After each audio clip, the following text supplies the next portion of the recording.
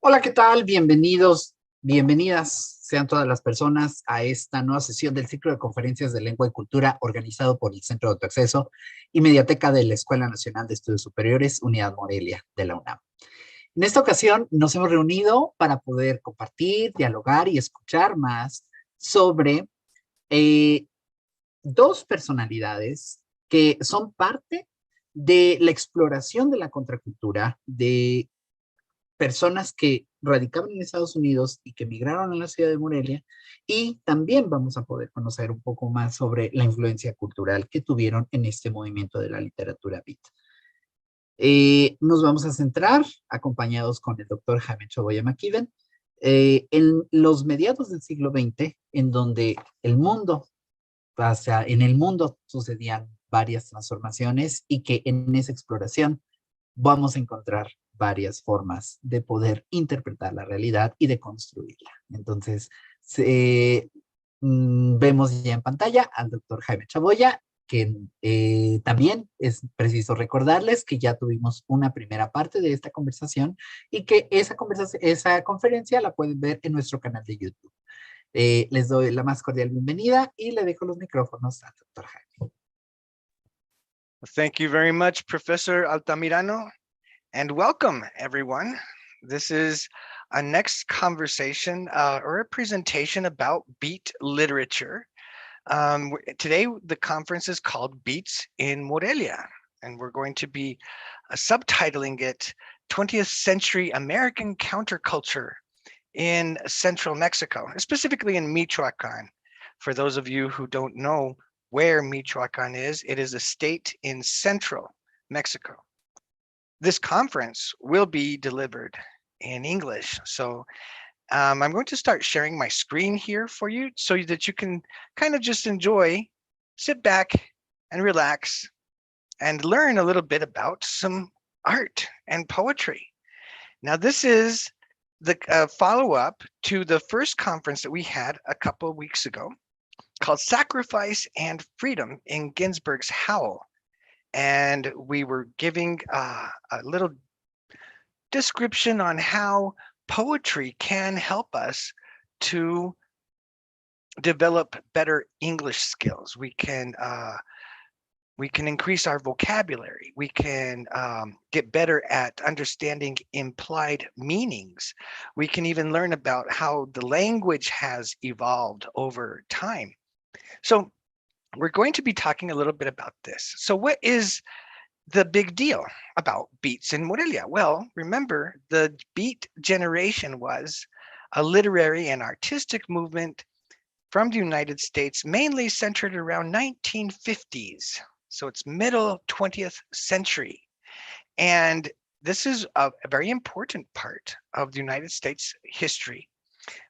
We get a lot of roads and people become very mobile and they start traveling a lot, the beats included. They came several times to Mexico. And what we have more documented are their trips to places that we already know, like Mexico City and Vallarta and Guadalajara, San Miguel de Allende, and all the highway towns that you're going to pass by when you cross the border from Laredo all the way down to Mexico City. But what about Morelia? Were they here? Well, they were, some of them.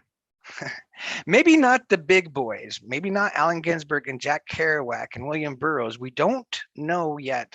Maybe there's a little bit of information, but today we are going to be talking about two people from the Beat generation that were here. This is a picture of downtown Morelia. You can see the cathedral that's at the background. So if you go to the cathedral and you go to the little park that's behind it and counter corner, that is the corner that is opposite to the corner of the park, you're going to find a museum. And that museum is called Museo Regional Michoacano Dr. Nicolás León. And it's right here. You can see it. Right over here is the cathedral. Here's a park.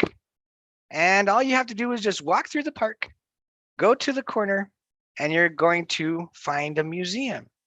When you walk in one of the patios, you will actually find an enormous mural.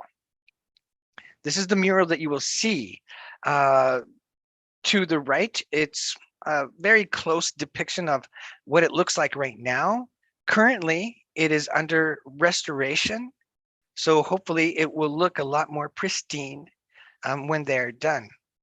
To the left, you have a recreation that smooths out the lines so we can see a little bit about what this mural is. It's called The Struggle of Terror. But when you look at it, you're kind of like, well, what in the world is this about? And people have given it different titles over the years. One of the titles is La Inquisición. But we know that the main painters called it The Struggle of Terror.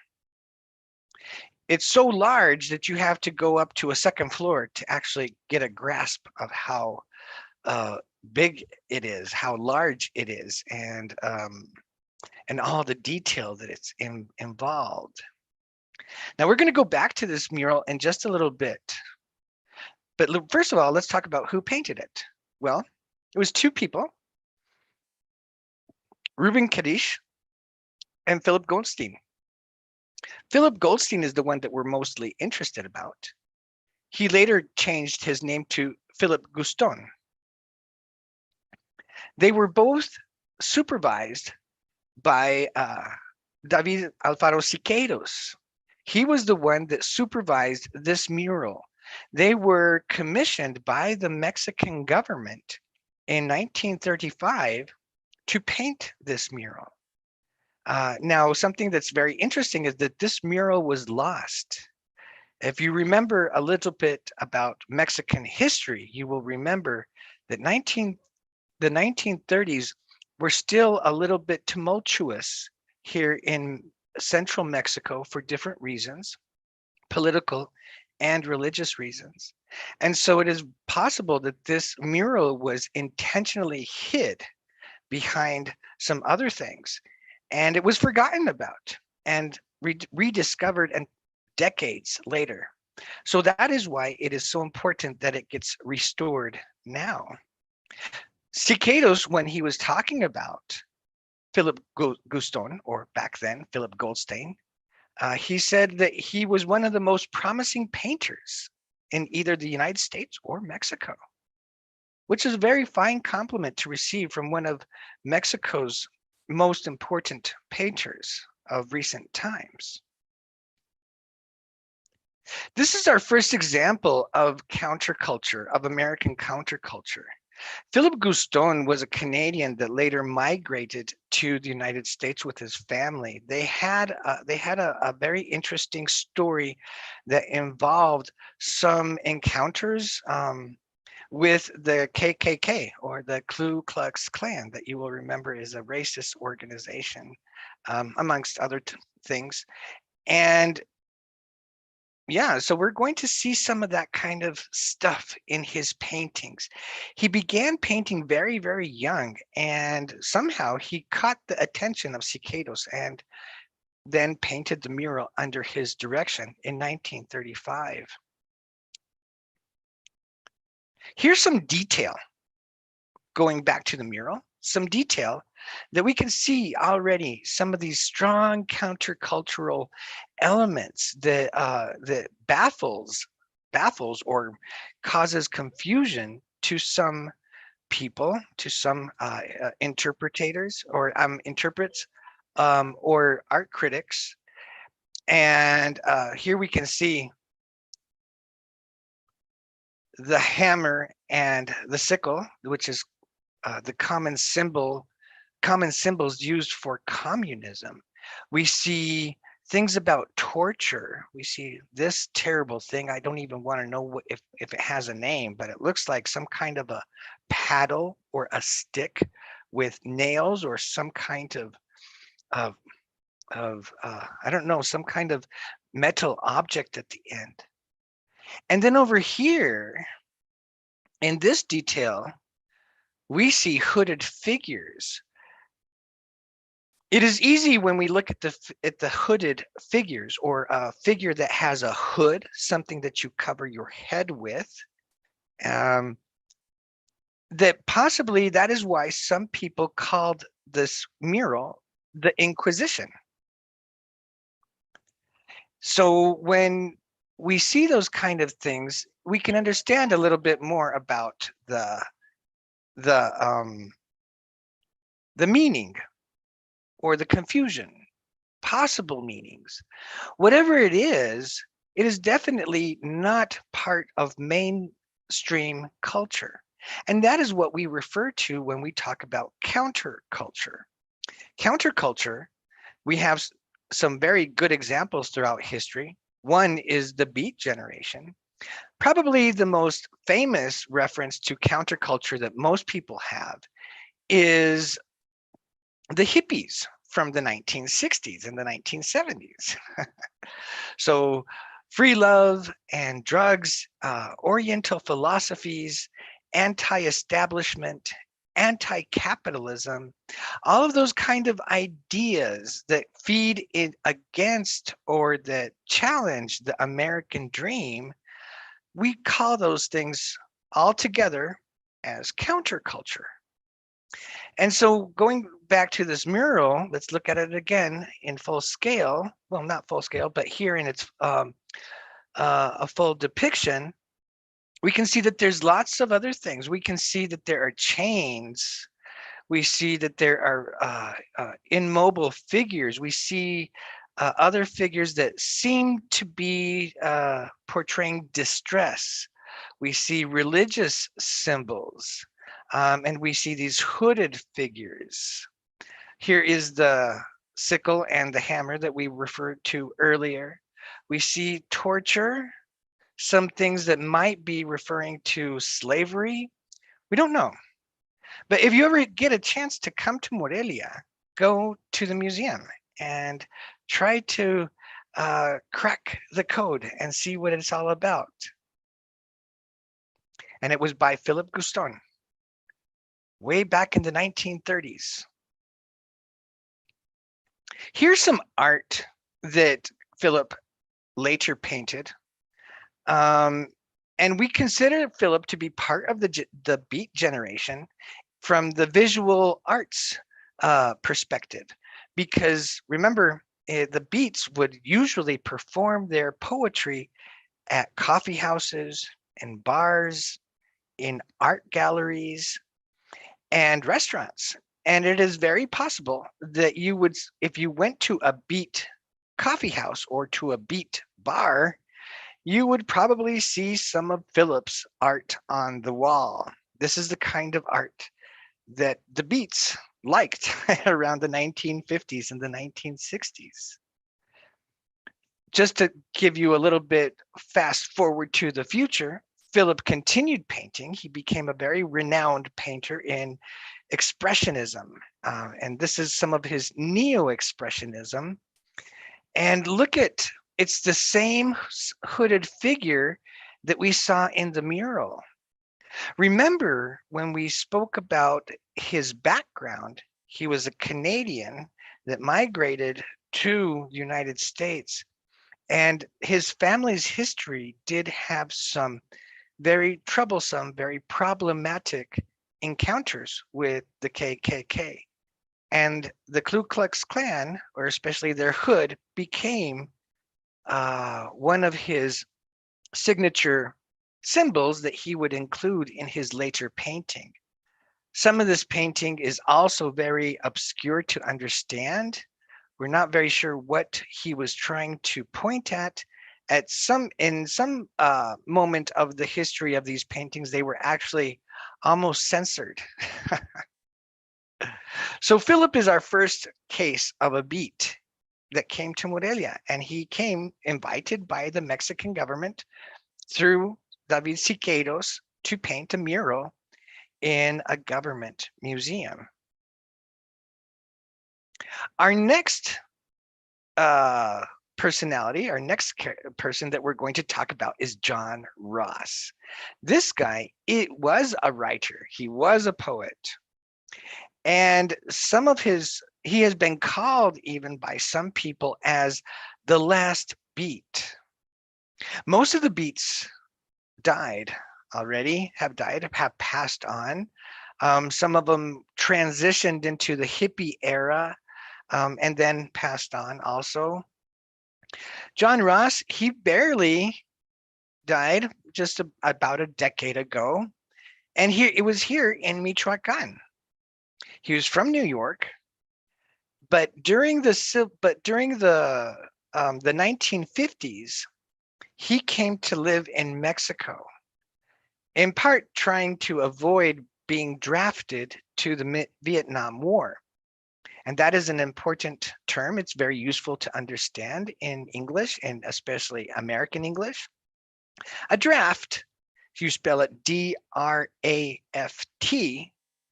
is when there is a compulsory enlistment to military forces. Okay, it is not very common. A government will only draft when it feels that it is completely necessary. So John Ross found a little village here, and he came to live here. He went back and forth to the United States and came back to Mexico. But the last time he came, it was in the 1990s when we had the Zapatista rebellion in southern Mexico. You see, John Ross was a writer in different aspects. He not only wrote poetry, but he would also write journalism. So he participated in the San Francisco Bay Guardian. He wrote articles for The Nation. And here in Mexico, several people will be familiar with the newspaper called La Jornada. And John Ross was reporting from Mexico City on everything that was happening in Chiapas with the EZLN, or the Zapatistas. Some interesting things about him also is that after the Zapatistas, he did go to the Iraqi war, and he had this obsession to pursue wars all around the world and to denounce them, to in his own way, from the literary and the journalism left, he would try to make sense of these wars, or to help governments see how absurd they were. So that's a picture of him. Here's something that someone wrote about John, and the quote goes, "The bare bones, as he would say, are remarkable enough. Born to show business communist in New York City in 1938, he had minded Billie Holiday's dogs, sold dope to Dizzy Gillespie, and vigiled at the hour of the Rosenberg execution. All before he was 16 years old. An aspiring beat poet, driven by D.H. Lawrence's images of Mexico, he arrived at the Tarascan highlands of Michoacan at the age of 20. Some context to this text are, well, we know that Billie Holiday and Dizzy Gillespie, they were famous jazz musicians from the 1950s. Very, very famous. They were some of the favorite artists of Allen Ginsberg and Jack Kerouac and the whole Beats Poets Club. So, and just another thing, if you don't know what the Rosenberg execution that was a political and kind of sad event in United States history. It was one of the first executions of a couple that were accused of being Russian spies. So we have this idea of who John Ross was. He was being very influenced by the world of jazz and the world of politics and the world of war, to the point where he just said, okay, I'm just going to go to Mexico. And so he arrived at the Tarascan highlands. Well, where? Well, Here's a little map of part of Michoacan. This is where we are. This is Morelia. If you ever come to Morelia, make sure you visit the Mediateca. We are somewhere around, I don't know, somewhere around over here. Somewhere in this area, I think. Come and visit us. We'd love to have you with us and maybe have some coffee and talk about poetry, practice some English, and talk about art. This is one of the largest lakes in Mexico. It's called Lake Pátzcuaro. And where John went to go live is a little teeny town somewhere around here. It's so tiny that maybe only less than 100 people live in that town. You can see down here that the town would have very easy access to the lake, and it also has an archaeological site nearby with pyramids. That is where John Ross was, and you can see how close it is to the capital. So it is very possible that John Ross was in Morelia several times. There are actually people that still remember him and that had coffee with him and that hung out with him that live in Morelia. So let's talk a little bit about him as a writer, as a poet. You can Google John Ross's articles in La Jornada or at the San Francisco Guardian.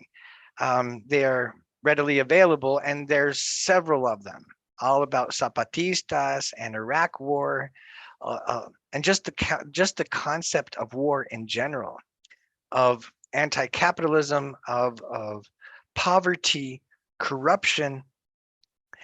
John Ross was one of those people that took on all the big issues. This poem, Los Muertos, is one of his later poems, and it gives an idea of how he evolved politically and how these ideas influenced his poetry. Let's read it.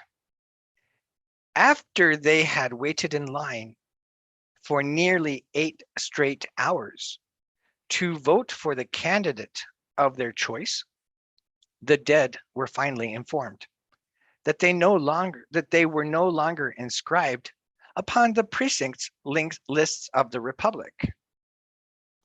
But we have only come to exercise our rights as responsible citizens, the dead complained bitterly. For it seemed to them that the president, in the spirit of national unity, had called upon all the people to cast their ballots, as is the democratic norm. The official registrar, who was still quite alive, could only explain the exclusion of the calacas with platitudes about morality. Oh, said the dead and voted anyway. But your votes are clearly illegal, winced the official oficial. They can't be counted in this election. You have a point, the dead replied. Maybe they won't be counted now, but surely you will count them later. So this is a very good example about how poetry can help us to understand English and better, and to get closer to what is the implied meaning. We know that this poem has a strong influence from Mexican culture. First of all, with all the inclusions of Spanish words, los muertos, calacas, oficial, right? Those are examples about how there is this exchange between the languages. And obviously he is talking about some kind of election process to voting. Now this was written before, obviously, the current president, but this poem probably can be applied to several moments of Mexican history in the perspective of John Ross. What do you think is Los Muertos? He translates it later and he calls them the dead. Why does he call them the dead? You see, when we look at poetry, we have to ask these questions, and it will help us to understand and better, starting in the English language. How about this? You really can't translate this, so it doesn't make any sense to think about it in Spanish. You have to think about it in English. The official oficial. Remember, this is poetry. And so we do a lot of weird things with words. But what do you think John Ross meant by the official oficial?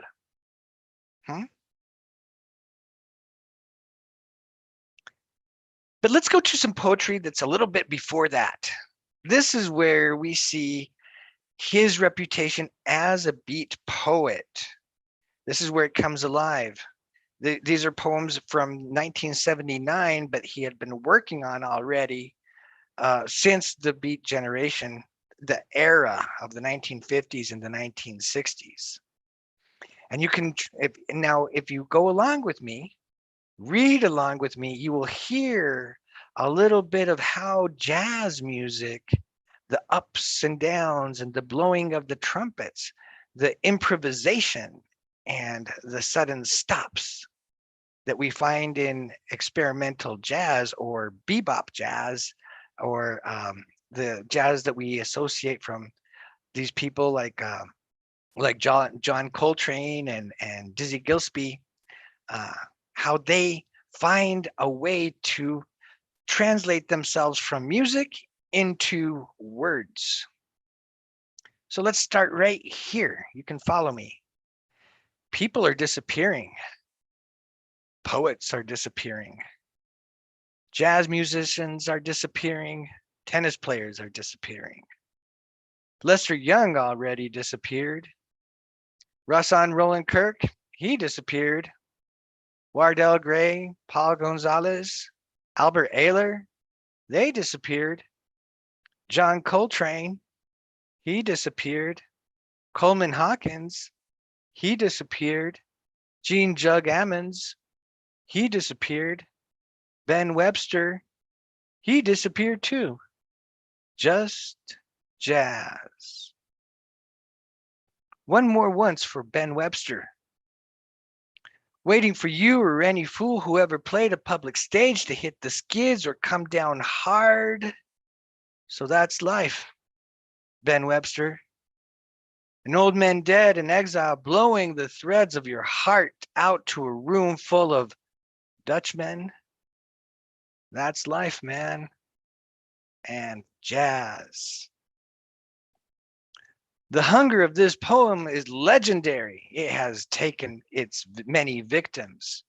Back off from this poem. It is drowning your feet. Back off from this poem. It is drowning your legs. Back off from this poem. It is a greedy mirror. You were into this poem from the waist down. Nobody can hear you, can they? This poem has had you up to here. This poem ain't got no manners.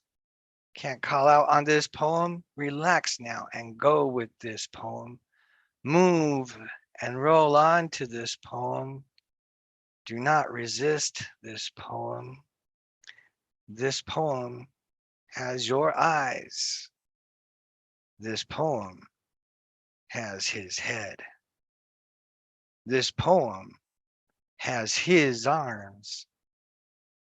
This poem has his fingers. This poem has his fingertips. This poem is the reader, and the reader this poem. There's a big difference, right, between this poem, People Are Disappearing, and the one that we read before, Los Muertos. But you have to understand that there's probably about maybe 40, 50 years difference. And the evolution of the poet, John Ross, was continuous, and it was constantly being influenced by the world. Back in the 1950s and the 1960s, he was mainly a beat poet. And that beat spirit, that counterculture spirit, that spirit that goes against what is normal, the spirit that looks for something different, that wants to explore, that wants to have an adventure. That is the spirit of the beat generation. That spirit always was with John Ross, and we see it in both poems. But we do see a very different use of language. So those are the two people that we have to present to you today of counterculture, American counterculture, that visited Morelia and we're here in Michoacán. We have a lot more stories like this. And if you want to learn more about poetry, beat poetry, classical poetry, or several other things, check us out at the Mediateca. You can find me giving several workshops. I do introduction to beat literature, universal poetry, weekly news that helps us to understand politics and government and culture of the United States. And then another workshop that is completely audio based. It's a very eyes closed experience that's called Creating Stories. But those are not the only workshops that we have. Check us out. Again, I can't repeat it enough. We can offer you activities and workshops and language one-on-one advisories in 13 different languages with workshops, clubs, conversation clubs, conferences. We even have cooking lessons for those who want. So here is our contact information. It's at mediateca@enesmorelia.unam.mx. And you can also check us out. We have WhatsApps where you can send us a message directly for more information. And that is all that we have for today. Beats in Morelia? Yes, there were.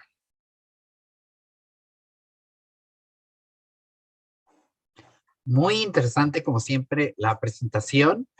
Y realmente, como dices, existieron, sí, aquí existieron y todavía hay una huella profunda de su influencia. Entonces, en este recorrido al que nos invitas, ir a los museos, conocer nuestra ciudad, para aquellas personas que viven en Morelia o que pueden conocer Morelia en alguna ocasión, pues también es esta invitación para que podamos conocer y reflexionar sobre el aprendizaje de una lengua. No solamente se compone de aquellos aspectos gramaticales o técnicos propiamente hablando de la lengua, sino que también vamos a poder conocer, aprender una lengua a través de sus manifestaciones, de las manifestaciones artísticas que las personas han hecho durante el tiempo. Así podemos conocer cómo se pensaba en ese tiempo, cuáles eran las preocupaciones, cómo se interpretaba la realidad, pero también cuáles eran los sueños de las personas en ese momento, expresados con múltiples lenguajes. Entonces, hoy lo vimos a través del español, a través del inglés, a través de la pintura, a través de la poesía, a través de múltiples cosas que la cultura siempre ha fortalecido. Entonces, les dejamos esta invitación y también en la caja de información van a poder encontrar los medios de contacto. Ya nos los mencionaba el doctor Jaime en la parte final. Y bueno, también vamos a poder estar aquí pendientes de cualquier duda a través de un mensaje interno en YouTube, en los comentarios, en el chat en vivo o también directamente en el edificio F. Nos dará mucho gusto poder saludarles. Y bueno, pues nos vemos en la próxima sesión con una nueva conferencia y pues tenemos muchas sorpresas todavía en este semestre. Les damos un abrazo a la distancia y pues nos vemos pronto.